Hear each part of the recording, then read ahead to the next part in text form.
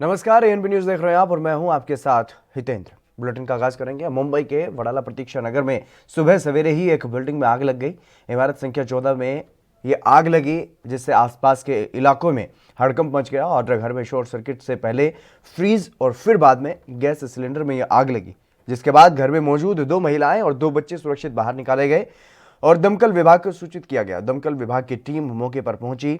4 दमकल की गाड़ियां मौके पर पहुंची और आग पर काबू पाया गया। राहत की बात यह रही कि कोई भी जख्मी नहीं हुआ। सुबह करीब 5:45 बजे यह घटना बताई जा रही है। सुबह 5:45 बजे के आसपास यह आग लगने की घटना सामने आई। तस्वीरों में आप साफ तौर पर देख सकते हैं किस तरीके से घर में आग लगी हुई है और कितना खतरनाक यह हादसा हो सकता था यहां पर, क्योंकि पहले फ्रीज में आग लगी और उसके बाद गैस सिलेंडर में भी आग लगने के बाद जो है वो सामने आई है कि गैस सिलेंडर में भी आग लगी है। लेकिन गैस सिलेंडर के बारे में, इस बारे में कोई जानकारी नहीं कि गैस सिलेंडर फटा हो या फिर कोई वहां से कोई घायल हुआ हो। कोई जनहानि का नुकसान जो है इसमें नहीं बताया जा रहा है। ये गनीमत रही है इस हादसे को लेकर के, लेकिन सुबह सवेरे ही ये आग लगने की घटना हो गई, जिससे आसपास के इलाके में लोगों में हड़कंप जरूर मच गया था कि सुबह सवेरे इतने सुबह सुबह ये आग लगने की घटना सामने आई। मुंबई में वडाला प्रतीक्षा नगर की घटना जो है वो बताई जा रही है, जहां पर एक घर में शॉर्ट सर्किट के कारण आग लगी और आग पहले फ्रीज को लगी थी, उसके बाद गैस सिलेंडर तक भी आग पहुंची। लेकिन गनीमत रही कि इस हादसे में कोई जनहानि नहीं हुई, कोई भी हताहत नहीं हुआ है। 2 बच्चे और 2 महिलाएं उस घर में मौजूद थी इस हादसे के दौरान। वो सभी सुरक्षित अपने घर से बाहर निकले और दमकल विभाग की टीम को सूचना दी गई। दमकल विभाग की टीम मौके पर पहुंची। 4 गाड़ियां जो हैं वो दमकल की पहुंची थी मौके पर और आग पर काबू पाने की पूरी कोशिश की गई। गनीमत रही कि जल्द ही आग पर काबू भी पा लिया गया और कोई भी नुकसान इस हादसे में नहीं बताया जा रहा है। लेकिन क्या कुछ नुकसान हुआ है आग लगने की वजह से, इस बारे में अभी कोई जानकारी नहीं है। गैस सिलेंडर तक ये आग पहुंच गई थी। अगर गैस सिलेंडर फटता तो काफी नुकसान आसपास का भी हो सकता था, लेकिन गनीमत रही। ये तस्वीरों में आप साफ तौर पर देख सकते हैं किस तरीके से घर में सिर्फ आग ही आग दिखाई दे रही है। ये खिड़की जहां से पानी की बौछार जो है की जा रही है। सत्यप्रकाश सोनी हमारे संवाददाता हमारे साथ जुड़ चुके हैं। सत्यप्रकाश, सुबह सवेरे ही ये घटना जो है वो सामने आई। आग लगी, एक घर में आग लगी और वो आग इतनी भयानक हो सकती थी क्योंकि फ्रिज और गैस सिलेंडर तक भी वो आग पहुंच चुके थे। क्या कुछ जानकारी इस पूरे मामले के बारे में? जिस दिन देखिए, आज सुबह मुंबई के वडाला प्रतीक्षा नगर में बिल्डिंग नंबर 14 में अचानक जो है आग लगने की घटना सामने आई। और आग लगने की घटना के बाद तुरंत पास में ही जो है फायर ब्रिगेड की जो है स्टेशन है, वहां से टीम आई और आग बुझाने की लगातार कोशिश जारी। करीब 2 से 3 घंटे करीब मशक्कत के बाद आग पे काबू पा लिया गया। लेकिन इस बीच जो है घर के तमाम सामान जो थे वो जलकर खाक हो गए, लेकिन घर में रह रहे लोगों को सुरक्षित निकाल दिया गया। बताया जा रहा है कि जो आग लगी थी, सबसे पहले रेफ्रिजरेटर में जो गैस बाटला होता है उसमें आग लगी थी। उसके बाद जो है एयर कंडीशन में आग लग गई और उसके बाद जो है किचन में रखे गैस सिलेंडर भी ब्लास्ट हो गया। तो घटना बड़ी भयावह हो सकती थी, लेकिन जो है फायर ब्रिगेड की टीम की सूझबूझ के चलते जो है घटना को बड़ी होने से पहले ही रोक लिया गया। जी, वहां पर घर में कितने लोग उस वक्त मौजूद थे? अभी तक जो जानकारी सामने आई उसमें सिर्फ 2 बच्चे और 2 महिलाएं घर में थे। क्या बाकी के लोग कहीं बाहर गए हुए थे सुबह सवेरे? देखिए हितेन, क्योंकि मुंबई शहर है, लोग सुबह ही अपने घरों से निकल जाते हैं। जिस तरह से बताया जा रहा था कि आग लगने की घटना के बाद 4 लोगों को रेस्क्यू किया। 2 बच्चे 2 बड़े लोग थे। हालांकि यह भी कहा जा रहा था कि कुछ लोग और थे, लेकिन सुबह चूंकि मॉर्निंग वॉक के लिए जाते हैं, कुछ लोग काम के लिए सुबह सुबह निकल जाते हैं, तो ये मामला साफ नहीं हो पाया है। लेकिन जिस तरह से फायर ब्रिगेड की टीम कह रही है कि गैस सिलेंडर के ब्लास्ट की वजह से पूरे मामले को जो है जी जी जी बिल्कुल सत्यप्रकाश, लेकिन उस पूरी बिल्डिंग में वहां पर कितने लोग रहते हैं? किस तरीके से उनमें अभी फिलहाल जो माहौल जो है, डर का माहौल उनमें बन गया था, वहां पर क्या कुछ जानकारी अभी ताजा? देखिए, प्रतीक्षा नगर में 7 फ्लोर की वो बिल्डिंग है, काफी लोग रहते हैं, कम से कम 403 फ्लैट्स हैं जी। लेकिन जिस तरह से आग लगी है उसको देखते हुए बताया जा सकता है कि अगर इस पे जल्द से जल्द काबू नहीं पाया जाता तो स्थिति बड़ी भयावह हो जाती। लेकिन फायर ब्रिगेड की टीम ने समय रहते उस पर काबू पाया और लोगों को सुरक्षित निकाल लिया। लेकिन जिस तरह से जान माल का नुकसान तो नहीं हुआ, लेकिन जो घर में रखे तमाम सामान फर्नीचर थे वो बिल्कुल जलकर खाक हो गए। जी, और जो परिवार उसके बारे में क्या कुछ जानकारी है, वो किस तरीके से अपने जीवन यापन करते हैं, क्योंकि इतनी भयानक जो है वो आग लगी घर में कि सारा सामान जलना वहां पर संभव था। और आपने बताया कि जिस तरीके से कई घंटे लगे आग को बुझाने में, तो ऐसे में सारा सामान जलकर के राख हो गया है। जी सत्यप्रकाश, देखिए सामान्य परिवार के लोग रहते हैं जी, जिंदगी को जीवन यापन के लिए लोगों का लगातार जद्दोजहद है कि कोरोना काल है। कोरोना काल में हर कोई जो है अपनी नौकरी के लिए सजग है। ऐसे में सुबह निकल जाना ही बेहद जरूरी होता है, क्योंकि मुंबई में आमतौर पर। जी बिल्कुल बिल्कुल सत्यप्रकाश, आपका बहुत बहुत शुक्रिया तमाम जानकारी देने के लिए। इसी भी शुरू करेंगे सीधा प्रियंका गांधी कुछ। किसान अन्नदाता है इस देश में, तो सरकार किसानों के प्रति जवाबदेह है और सरकार को समझना चाहिए और किसानों से बात करनी चाहिए, उनकी आवाज सुननी चाहिए और जो कानून उन्होंने निकाले उन्हें वापस लेना चाहिए। राहुल गांधी नहीं आती। चलिए बढ़ेंगे अगली खबर की तरफ। राजधानी दिल्ली को आज बड़ी सौगात मिलने वाली है। दिल्ली मेट्रो की मैजेंटा लाइन पर देश की पहली चालक रहित, यानी कि जिसमें ड्राइवर नहीं होगा, ऐसी मेट्रो को प्रधानमंत्री नरेंद्र मोदी आज हरी झंडी दिखाएंगे। जनकपुरी वेस्ट से बोटेनिकल गार्डन कॉरिडोर पर 37 किलोमीटर के दायरे में आज से देश की पहली चालक रहित मेट्रो दौड़नी शुरू हो जाएगी। प्रधानमंत्री नरेंद्र मोदी वीडियो कॉन्फ्रेंसिंग के जरिए सुबह 11 बजे मेट्रो को हरी झंडी दिखाकर के रवाना करेंगे। डीएमआरसी के मुताबिक चालक रहित मेट्रो के संचालन के साथ ही दिल्ली मेट्रो का नाम दुनिया की अग्रणी मेट्रो सेवा में शामिल हो जाएगा।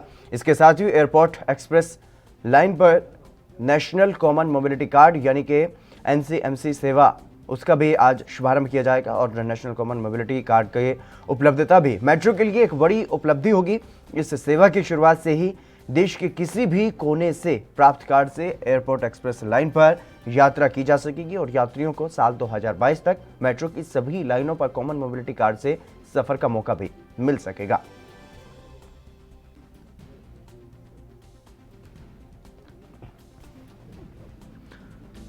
एक बड़ी सौगात जो है वो अपने आप में दिल्ली को मिलेगी और एक बड़ी उपलब्धि दिल्ली मेट्रो के नाम आज से जुड़ जाएगी। पहली ऐसी ट्रेन, पहली ऐसी मेट्रो जो है वो दिल्ली में दौड़ेगी जिसमें ड्राइवर नहीं होगा।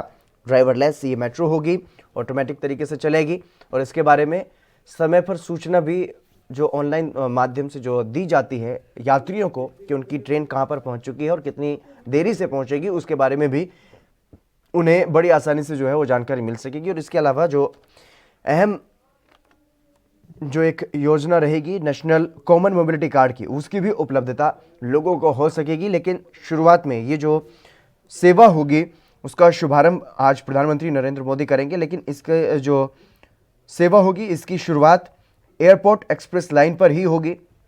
इसके बाद ये लक्ष्य है साल 2022 तक के सभी यात्री पूरे देश भर में जितनी भी मेट्रो लाइनें होंगी वहां पर ये कॉमन मोबिलिटी कार्ड जो है उससे सफर लोग कर सकेंगे।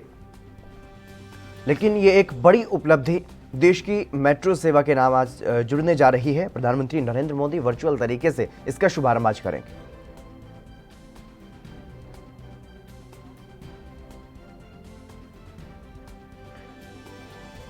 तो ये बड़ी सौगात राजधानी दिल्ली को आज मिल जाएगी। और खासतौर पर अगर बात की जाए तो दिल्ली मेट्रो की अगर बात की जाए तो दिल्ली मेट्रो का नाम पूरे दुनिया की सबसे अग्रणी जो मेट्रो सेवाएं हैं अलग अलग देशों में उनमें शुमार हो जाएगा, क्योंकि 37 किलोमीटर का यह दायरा होगा जिसमें पहली भारत की जो ट्रेन है वो चलेगी बिना किसी ड्राइवर के चलने वाली मेट्रो ट्रेन का आज शुभारंभ कर देंगे प्रधानमंत्री नरेंद्र मोदी। और इसके अलावा एक सेवा national common mobility card NCMC, इसका भी आज से शुभारंभ जो है वो प्रधानमंत्री नरेंद्र मोदी करेंगे। लेकिन इसका जो लाभ मिलेगा वो सिर्फ और सिर्फ एयरपोर्ट एक्सप्रेस लाइन पर ही मिल सकेगा। शिवसेना नेता संजय राउत की पत्नी को ईडी की तरफ से समन भेजा गया और उसी पर संजय राउत प्रतिक्रिया दे रहे हैं।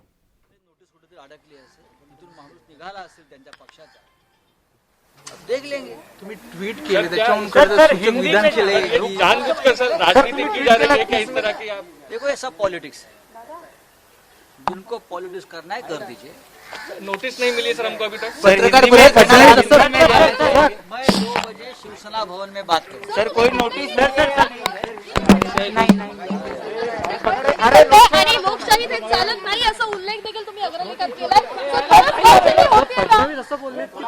मैं 2 बजे बात करूंगा. ओके सर, नोटिस मिली है या नहीं? पाटिल इधर आओ ना जल्दी. पाटिल सर इधर आओ, जल्दी आओ, जल्दी जल्दी जल्दी इधर जल्दी जल्दी. थोड़ा एक ही मिनट सर. सर क्या कहेंगे सर, छोटी सी 1 मिनट सर, क्या कहेंगे?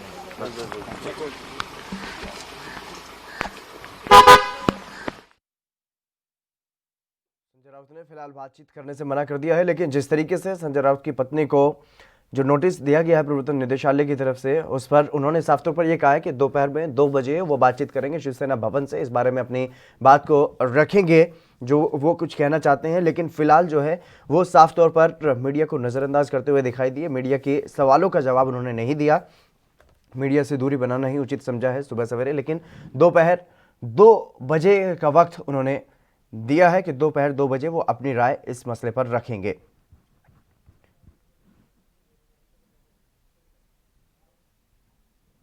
और वहीं हम इससे पहले चर्चा कर रहे थे जिस तरीके से राजधानी दिल्ली को आज बड़ी सौगात मिलने वाली है। दिल्ली मेट्रो की मजेंटा लाइन पर देश की पहली चालक रहित, यानी कि जिसमें ड्राइवर नहीं होगा, ऐसी मेट्रो को आज प्रधानमंत्री नरेंद्र मोदी हरी झंडी दिखाएंगे। जनकपुरी वेस्ट से बोटेनिकल गार्डन कॉरिडोर पर 37 किलोमीटर के दायरे में आज से देश की पहली चालक रहित मेट्रो दौड़नी शुरू हो जाएगी। तो ये एक बड़ी सौगात अपने आप में होगी। दिल्ली मेट्रो का नाम उन मेट्रो सेवाओं में जुड़ जाएगा, उन देशों की मेट्रो सेवाओं में जुड़ जाएगा जो सबसे अग्रणी हैं, और आने वाले दिनों में और भी इस पर काम किया जाएगा।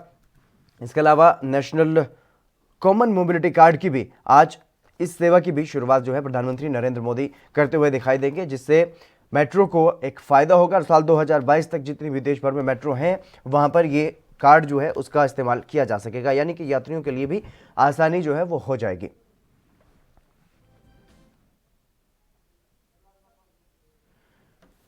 एनसीएम कार्ड सेवा की शुरुआत आज प्रधानमंत्री नरेंद्र मोदी करेंगे।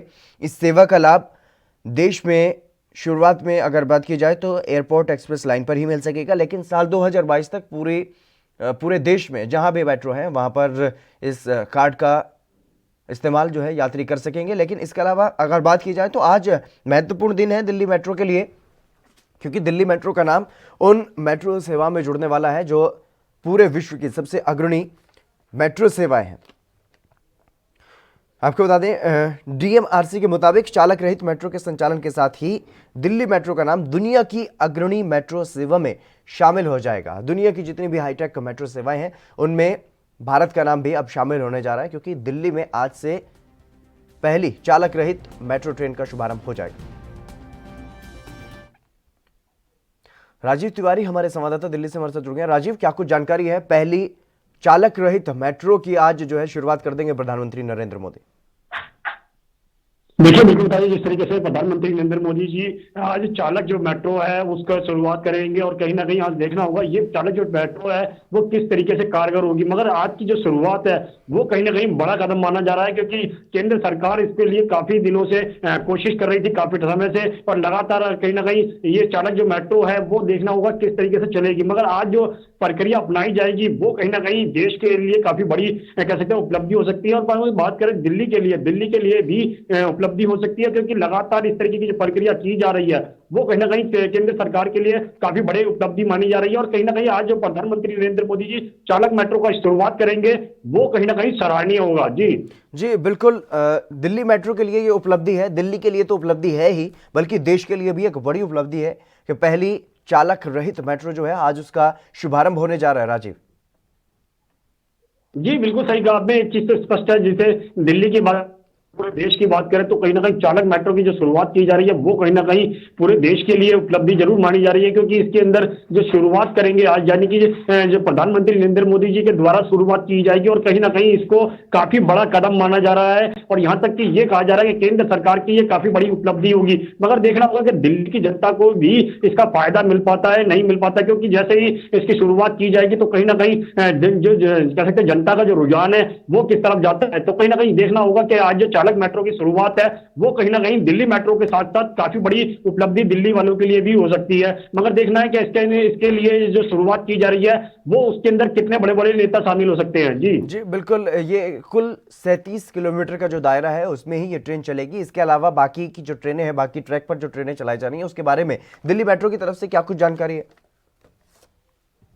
देखिए बिल्कुल बताइए, जिस तरीके से चालक मेट्रो की जो बात की जा रही है वो कहीं ना कहीं दिल्ली मेट्रो जरूर इसके लिए तैयार थी और कहीं ना कहीं ट्रायल भी चल रहा था और कहीं ना कहीं ये कोशिश की जा रही थी चालक मेट्रो की जो शुरुआत है वो कहीं ना कहीं अच्छे लेवल पे हो सके। मगर कहीं भी बात करें जिस तरीके से आज की, तो आज जब शुरुआत होगी तो इसकी अभी और भी ये ट्रायल किए जाएंगे और भी जगह चलाई जाएंगे। तो मगर दिल्ली मेट्रो इसके लिए शुरुआत जरूर कर रहा है। दिल्ली मेट्रो के साथ साथ केंद्र सरकार ने भी अच्छी शुरुआत की है, तो कहीं ना कहीं देश के लिए उपलब्धि जरूर मानी जा रहा है। मगर देखना होगा कि ये सारी प्रक्रिया और आने वाले दिनों के अंदर और कितनी उपलब्धि हासिल कर सकता है। जी बिल्कुल राजीव, इसके अलावा अगर बात की जाए नेशनल कॉमन मोबिलिटी कार्ड की, उसकी सेवा की शुरुआत भी आज प्रधानमंत्री नरेंद्र मोदी करेंगे। उसका लाभ किस तरीके से जो लोग हैं, जो यात्री हैं, जो मेट्रो में सफर करेंगे, उनको किस तरीके से उसका लाभ मिल पाएगा?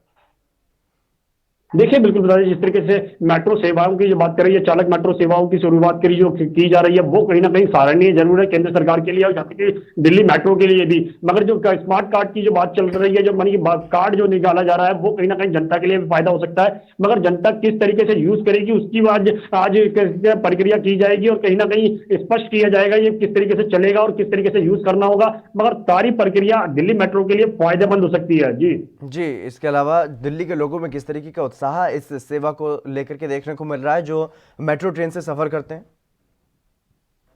देखिए बिल्कुल सही कहा आपने। एक स्पष्ट है, दिल्ली की जनता जो है काफी दिनों से इसकी भी उम्मीद कर रही थी कि किस तरीके से चालक मेट्रो जो स्टार्ट की जाएगी, कार्ड स्मार्ट यूज किया जाएगा। मगर जो सारी प्रक्रिया है वो कहीं ना कहीं दिल्ली की जनता को लिए फायदेमंद हो सकता है, क्योंकि दिल्ली की जनता इसके लिए काफी दिनों से वेट कर रही थी और कहीं ना कहीं कोरोना काल की वजह से भी मेट्रो के अंदर सफर करना काफी दिक्कतें हो रही थी, क्योंकि सोशल डिस्टेंसिंग का पालन करना पड़ रहा था और कुछ समय तो मेट्रो सेवाएं बंद भी थी। मगर अब जब कह सकते हैं चालक मेट्रो शुरू की जा रही है और दिल्ली मेट्रो के साथ साथ कहीं ना कहीं दिल्ली मेट्रो जो सर्विस है वो भी कहीं ना कहीं बढ़ेगी और काफी हद तक जो बढ़ेगी तो सुविधाएं भी जनता को मिल पाएगी। मगर जनता इसके लिए काफी उत्साहित है और आज जो शुरुआत होगी तो उसका देखना होगा जनता का पर कितना असर पड़ पाता है। जी बिल्कुल राजीव, तमाम जानकारी देने के लिए बहुत शुक्रिया आपका। तो दिल्ली मेट्रो को हाईटेक किया जा रहा है। अब दिल्ली में ऐसी जो मेट्रो ट्रेन है जो ड्राइवरलेस होगी, बिना ड्राइवर के चलेगी, वो भी आज से शुरू हो जाएगी। प्रधानमंत्री नरेंद्र मोदी वर्चुअल तरीके से इसकी शुरुआत करेंगे। और एक खास बात यह भी है कि जो नेशनल कॉमन मोबिलिटी कार्ड की जो बात पिछले काफी दिनों से चर्चा में थी, अब उसकी भी शुरुआत हो जाएगी। लेकिन साल 2022 तक पूरी तरह से ये जो कार्ड है वो अपनी सेवा जिसके लिए बनाया जा रहा है वो देता हुआ नजर आएगा। फिलहाल रुकेंगे यहां पर एक छोटे से ब्रेक के लिए, जल्द हाजिर होंगे।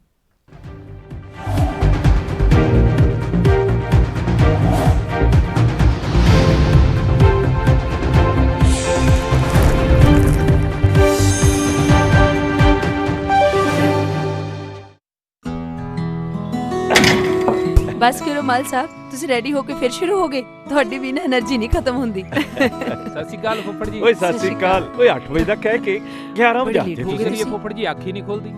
ਥੱਕਿਆ ਜਿਹਾ ਸਰੀਰ ਰਹਿੰਦਾ। ਤੁਹਾਡੇ 'ਚ ਇਸ ਉਮਰੇ ਵੀ ਪੂਰੀ ਫੁਰਤੀ ਹੈ। ਓਏ ਮੇਰੀ ਫੁਰਤੀ ਦਾ ਰਾਜ਼ ਹੈ ਵੈਦਵਾਨ ਦਾ X+ ਮਰਦਾਨਾ ਕੋਰਸ ਤੇ ਪਿਛਲੇ 30 ਵਰਿਆਂ ਤੋਂ ਇਹੀ ਹੈ ਮੇਰੀ ਸਿਹਤ ਦਾ ਰਾਜ਼। ਇਮਿਊਨਿਟੀ ਵਧਾਉਣ ਦੇ ਨਾਲ ਮਰਦਾਨਾ ਤਾਕਤ ਲਈ ਇਹੀ ਰਾਮਬਾਣ। ਚੁਸਤੀ ਫੁਰਤੀ ਤੇ ਜੋਸ਼ ਵਧਾਉਣ ਲਈ ਤੁਸੀਂ ਵੀ ਅੱਜ ਹੀ ਸ਼ੁਰੂ ਕਰੋ X+ ਮਰਦਾਨਾ ਕੋਰਸ।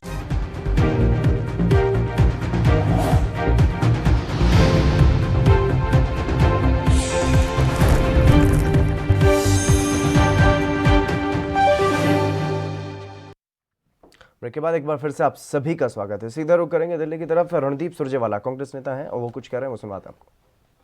राजपथ पर लाखों किसान बैठे, राजीव गांधी जी ने बाकायदा कैबिनेट की कमेटी बनाकर उनकी मांगे मानी। ये रास्ता है, ये एक प्रधानमंत्री ने किया और मोदी जी गड्ढे खुदवाकर, सड़कें खुदवाकर, वाटर कैनन चलवाकर इस देश के किसानों को मझधार में छोड़ रखा है। 44-45 किसान मर गए, परंतु क्या देश की दिल्ली की गद्दी पर बैठे हुए हुक्मरान का दिल नहीं पसीजता? क्या मोदी जी अब इतने निर्दयी और निर्मम हो गए हैं?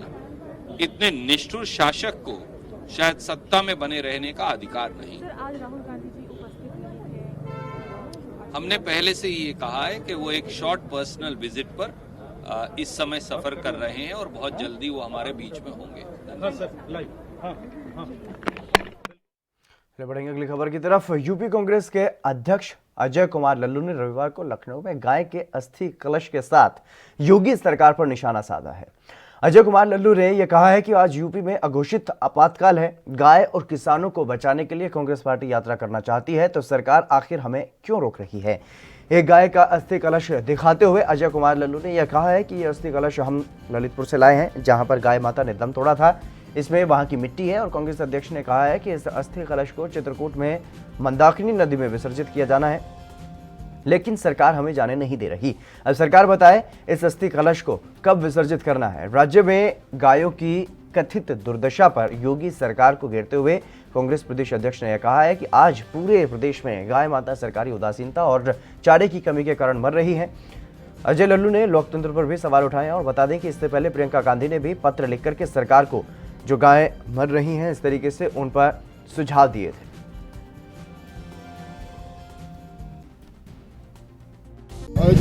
एक बात बताइए, गाय को तड़पते हुए मरते देखे हम? गाय को हमारा भावनात्मक लगा हुआ है, माँ का दर्जा देते हैं। किसान को आत्महत्या करते हुए तड़पते हुए देखे हम किस लिए राजनीतिक पार्टी है? हमारा धर्म है विषय और मुद्दों को उठाना। हमारा कहाँ आप उठने दे रहे हैं? हमको शांतिपूर्वक यात्रा करने दीजिए। हम न किसी का घेराव करने जा रहे हैं और न किसी को वो करने जा रहे हैं। हम तो शांतिपूर्वक इस यात्रा को ले जाकर और यहाँ यात्रा करेंगे, झांसी यात्रा करेंगे, बुंदेलखंड में यात्रा करके मंदाकिनी नदी में केवल विसर्जित करेंगे। क्या इस देश में हमें ये भी करने का अधिकार नहीं है? बात अधिकार की बात, आपने जो परमिशन यहाँ डाली थी उस पर अनुमति नहीं। भाई मेरे किस चीज का परमिशन? इसी चीज का नहीं, ये परमिशन के लिए महत्वपूर्ण नहीं है। ये जो सरकार चल रही है डॉक्टर साहब, ये जो सरकार चल रही है डॉक्टर साहब, ये जो सरकार चल रही है बंगाल में बड़ी बड़ी रैली करेगी, बड़े बड़े यात्रा कर लेगी, उसको कोई रोक नहीं है। और कांग्रेस पार्टी के कार्यकर्ता पैदल यात्रा करने के लिए, गाय बचाने के लिए, किसान बचाने के लिए यात्रा कर रहे हैं। आप लोग रोक देंगे? सरकार रोक दी। आपने अपनी बात, जो भी संकेत होता है संकेत आपने दी। ठीक है, आप संकेत जो भी है आप चूंकि डॉक्टर साहब ये नहीं होता, इसलिए अध्यक्ष जी हम ये कौन सा लोकतंत्र है? हम यही कहेंगे, ये कौन सा लोकतंत्र है? ये तो मजाक है। बात ये नहीं है। आप दमन की राजनीति करना चाहते हैं? नहीं, आप लाठी चलाना चाहते हैं? आप गोली चलाना चाहते? चलाइए लाठी। हम लाठी खाएंगे? हम गोली खाएंगे? रुको, आराम से हैं डॉक्टर साहब। आपकी लाठी होगी, हमारा सर होगा। आपकी गोली होगी, हमारा सीना होगा। हम गौ माता को बचाने के लिए, किसानों को बचाने के लिए कोई भी कुर्बानी देने के लिए तैयार है। हम किसान के बेटे हैं और आप भी किसान के बेटे होंगे। यहाँ सारे जो भी लोग खड़े हैं।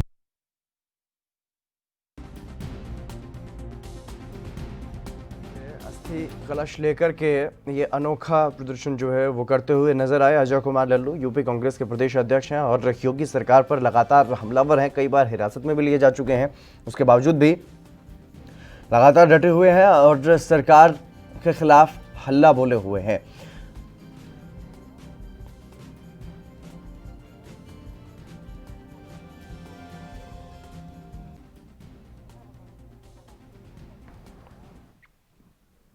वसीम रजा भारतीय जनता पार्टी से हमारे साथ जुड़ गए हैं, उनसे अधिक बातचीत करेंगे। वसीम जी, आपका स्वागत है एनबी न्यूज। धन्यवाद रविंदर जी। पार्टी की अगर बात की जाए तो गाय माता के नाम पर तमाम बातें कही जाती हैं, गौ माता की रक्षा करने के लिए भी तमाम बातें कही जाती हैं, और लेकिन उसके बावजूद भी जिस तरीके से जो स्थिति बनी हुई है उत्तर प्रदेश की अगर बात की जाए तो उत्तर प्रदेश में गाय जिस तरीके से मर रही हैं उसको लेकर के पहले प्रियंका गांधी ने पत्र लिखा और अब अजय कुमार लल्लू जो कि उत्तर प्रदेश कांग्रेस के अध्यक्ष हैं, उन्होंने अस्थि कलश लेकर के एक यात्रा निकाल रहे थे, उनको रोका गया। उन्होंने साफ तौर पर ये सवाल उठाए हैं कि इस तरीके से गायों को मरते हुए हम नहीं देख सकते। देखिए अंदर जी, मैं एक ही बात कहूँगा, की चिंता है, राष्ट्रीय चिंता है, राष्ट्रीय नागरिक की चिंता है। उन्हें तो अपनी जो जमीन जो उसकी चिंता है। प्रियंका गांधी से मैं कहूँगा कि एक चिट्ठी हो पंजाब को लिखे। पंजाब के अंदर 125 करोड़ जो सेस टैक्स है, जो गौ सेवा के लिए जो टैक्स इकट्ठा हुआ है, वो पैसा तक सरकार ने अभी तक जारी नहीं किया। उसके बाद पंजाब के अंदर की जो गौशालाओं को बिजली दी जाती थी फ्री में, उसको तक बंद करवा दिया। उसके ऊपर कई लोग हाई कोर्ट में भी गए हुए हैं, लेकिन ये उसकी चिंता नहीं कर रही है। उत्तर प्रदेश में प्रियंका जी भी चिट्ठी लिख रही है और ये भी लिख रहे हैं, जहाँ पे उनकी सरकार है वहां पे तो काम करें। ये चिट्ठी लिखने आपके बारे में बात आपकी जायज है, जो आपकी बात है उसको वहां पर पंजाब में विपक्ष नहीं उठा रहा है हालांकि, लेकिन अगर आप इस आवाज को उठाना चाहते हैं तो अच्छी बात है। लेकिन उत्तर प्रदेश में तो लगातार सीएम योगी भी ये कहते हुए नजर आ रहे हैं कि गायों को पूरी तरीके से चारा पानी मिलना चाहिए, अगर ऐसा नहीं होता है तो जिम्मेदारी वहां के डीसी की होगी। लेकिन उसके बावजूद भी इस तरीके की जो घटनाएं वो सामने आ रही है, बड़ी शर्मनाक है। देखिए, उत्तर प्रदेश की सरकार पूरी गंभीर है इस विषय को लेकर, और वो सरकार का पूरा प्रयास है कि गौ का संरक्षण कैसे हो, गौ के ऊपर कार्य कैसा हो। सरकार पूरी चिंतन कर रही है और कार्य भी कर रही है। ये उत्तर प्रदेश के यही कांग्रेसी लोग हैं, जब गौ की हत्या पे योगी सरकार ने प्रतिबंध लगाया और सारे बुच्चड़खानों को बंद किया गया, उस वक्त यही कांग्रेसी जो है वो गौ तस्करों के साथ खड़े थे, गौ हत्यारों के साथ खड़े थे। उस वक्त इनको ये लग रही थी कहीं हमारा एक विशेष वर्ग जो है, जो उनका वोट बैंक है, वो कहीं हाथ से न खिसक जाए, इसलिए वो उस वक्त उन लोगों के साथ खड़े थे। और जब आज उत्तर प्रदेश ही नहीं पूरे देश से कांग्रेस की जमीन खिसक गई, अब इनको ये लग रहा है कि हिंदुत्व की राजनीति की जाए, गौ माता की राजनीति का। अरे भाई, शर्म आनी चाहिए, अब इस पे भी राजनीति मत करो। गौ सेवा पे अजीत सिंह जुड़ गए हमारे साथ कांग्रेस से। अजीत जी, आपका स्वागत है एनबी न्यूज पर। Thank you. क्या हिंदुत्व की राजनीति कर रहे हैं अब आप गाय माता के नाम पर? देखिए, इससे बड़ा हास्यास्पद बात और क्या होगी। सरकार खुद ये कहती है कि हम गौरक्षक हैं, और गौशालाओं का सारा प्रबंधन भी बीजेपी कार्यकर्ताओं के पास उत्तर प्रदेश के अंदर विशेषकर। उसके बाद भी आप देखें सैकड़ों गौवंश की किस तरह से उनकी मौत हो रही है, बिना भोजन के हो रही है, उनकी व्यवस्था देख नहीं पा रहे, और सब मैनेजमेंट सब इनके पास है। ये कांग्रेस का कहां से इसमें तालमेल आ गया? कांग्रेस के लिए क्यों आरोप प्रत्यारोप करने की बात आ जाती है, जहां एक तरफ आपके हाथ में सारा कुछ है। आज अपने जवाबदेही से बचने के बजाय, आप उसमें जवाबदेही देने के बजाय आप बचने का रास्ता निकालते हो और कांग्रेस के ऊपर ठीकरा फोड़ने की कोशिश करते हो। ये ना राजनीति की बात है, ना ये चुनाव की बात है, ना ये और कोई विषय है। ये विषय सिर्फ इस बात का है कि आपके राज्य में सैकड़ों गायों की हत्याएं, गायों की मौतें क्यों हो रही हैं, गायों को देखभाल क्यों नहीं हो पा रही। ये इसकी जवाबदेही किसकी है? आपकी जवाबदेही है, आप निभाओ उसको। आप उस पर अपनी कमियों को छुपाने के लिए आप अपना जो सारा ठीकरा है वो कांग्रेस पर फोड़ते हुए क्यों दिखाई देते हैं?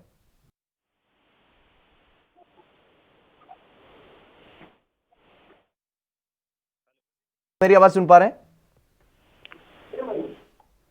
जी? वसीम जी ये कह रहे हैं, अजीत जी आरोप लगा रहे हैं यहाँ पे कि आप अपनी कमियों को छुपाने के लिए हर कमी का जो ठीकरा है वो कांग्रेस पर फोड़ देते हैं। देखिए, हम कोई कमी को छुपाने के लिए नहीं कर रहे, हम कार्य कर रहे हैं, गौ सेवा पे कार्य कर रहे हैं, राष्ट्र के लिए काम कर रहे हैं, और हम हर वक्त गंभीर है, हर वक्त चिंता करते हैं। और ये इन लोगों को तो मुद्दा चाहिए, मुद्दा बनाने के विषय चाहिए। पहले ये अपना कर्म तो ठीक करें, जहाँ पे इनकी सरकारें हैं वहाँ पे तो ये अपना सरकारें तो संभाल लें। ये एक बात का जवाब दे दें, पंजाब में 125 करोड़ रुपया क्यों जारी नहीं किया जा रहा है? इस बात का इनसे पूछ लीजिए। इनको गौ माता की इतनी चिंता है तो सबसे पहले जहाँ पे ये सत्ता में वहाँ तो कार्य कर ले।